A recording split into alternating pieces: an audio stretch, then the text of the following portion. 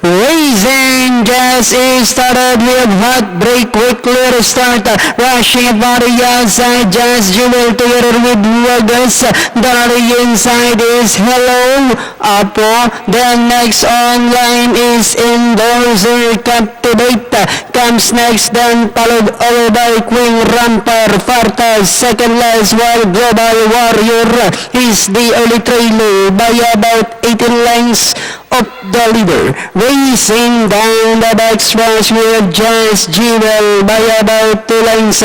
Wagas in second, and in third comes Hello Apo, and also comes next Hot, then followed by Fartas. Moving up is a Global Warrior Captivate, while Queen Rampire now racing in less.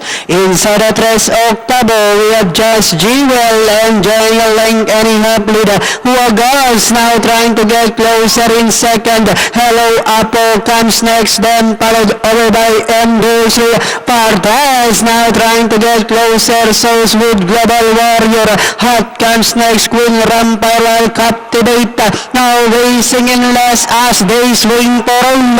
We have Just Jewel by about 5 lengths now, and in second on the outside is Wagas, and last 75 beaters we have Just Jewel, and finally Just Jewel.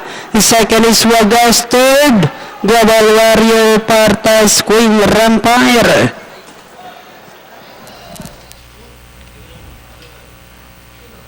Yes, mga karerista, third choice, banderang tapos, numero 6, Just Jewel, ridden by Dar-Ido Campo. At meron tayong insidente doon, na unseat yung isang hinete doon. Unofficial na dating natin doon yan, 6-5, then